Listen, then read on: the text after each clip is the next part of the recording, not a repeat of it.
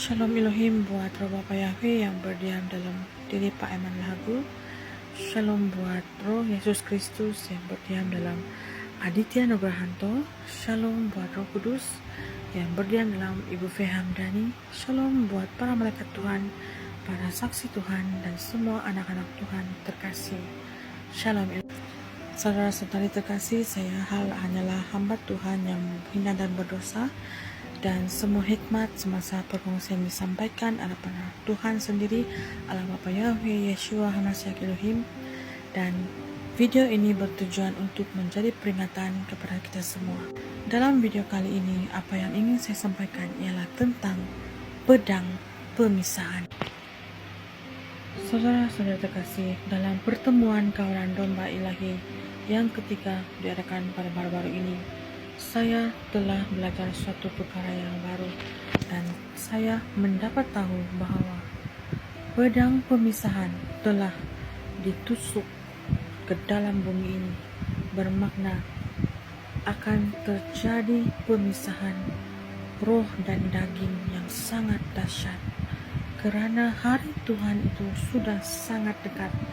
Tuhan sudah di ambang pintu.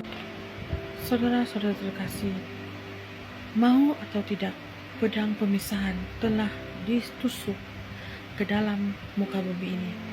Makanya, adakah anak-anak Tuhan yang telah dipilih Tuhan Yesus telah siap untuk berpisah dengan suami, dengan anak, istri, ataupun ibu bapa atau keluarga kamu?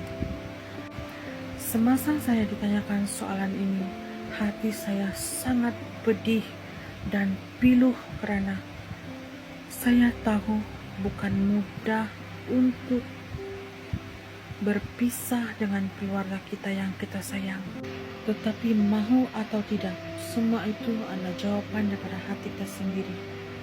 Karena seperti dalam firman Tuhan dalam Matius pasal 10 ayat 37 hingga 40, barang siapa mengasihi bapa atau ibunya lebih daripadaku, ia tidak layak bagiku.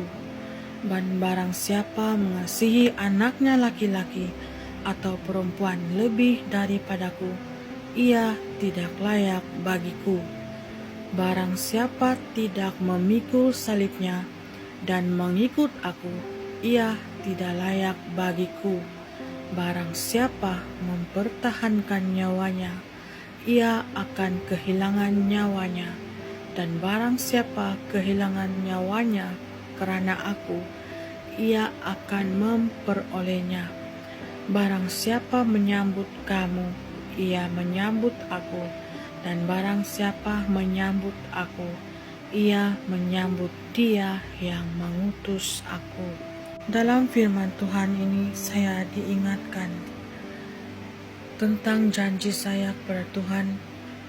Adakah kau siap pikul salib, bayar harga untuk mengikut aku, Tuhan Yesus Kristus? Dan hati saya berasa sangat sedih, tetapi secara rohaninya hati saya memang memilih untuk mengikut Tuhan Yesus.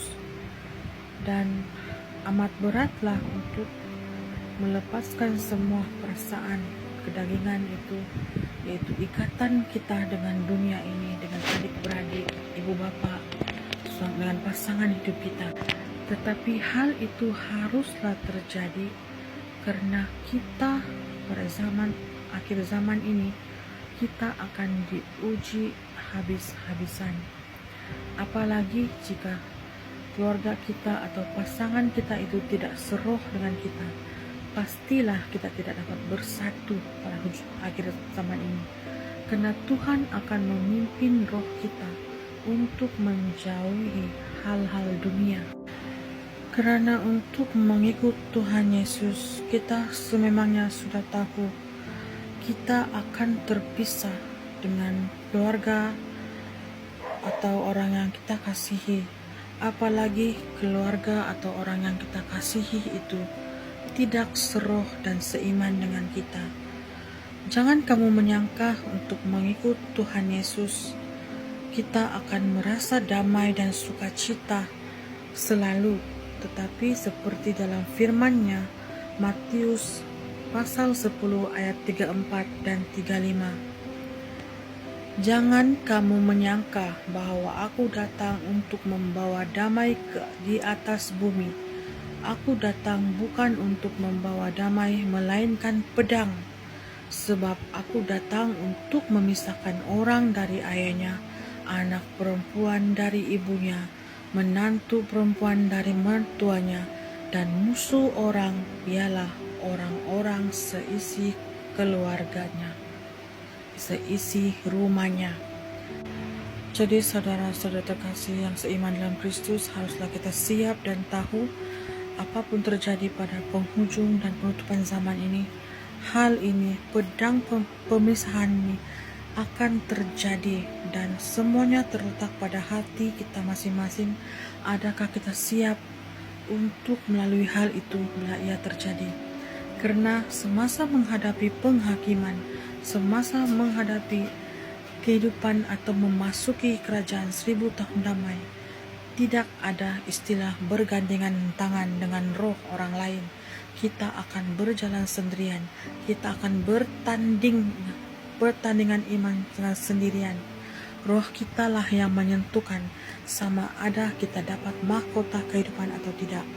Kita tidak dapat menentukan kehidupan atau kemenangan roh orang lain. Kita harus berlomba dan berperang dengan roh kita sendiri untuk mendapatkan piala dan mahkota kehidupan itu sebagai tanda kemenangan kita. Dan tidak ada orang lain boleh membantu kita selain diri kita sendiri. Masa yang sama haruslah kita mendalami firman Tuhan lebih mendalam agar kita tetap hidup dipimpin oleh Roh saat kita menyahut panggilan untuk mengikuti Tuhan Yesus, agar kita senantiasa mengasihi sesama dan tidak pernah mementingkan diri sendiri. Dan saudara-saudari, haruslah kita tetap menghidupi firman dalam kehidupan kita, agar meskipun kita bertanding dalam pertandingan iman ini, kita tetaplah saling mengasihi dan tidak pernah mementingkan diri kita.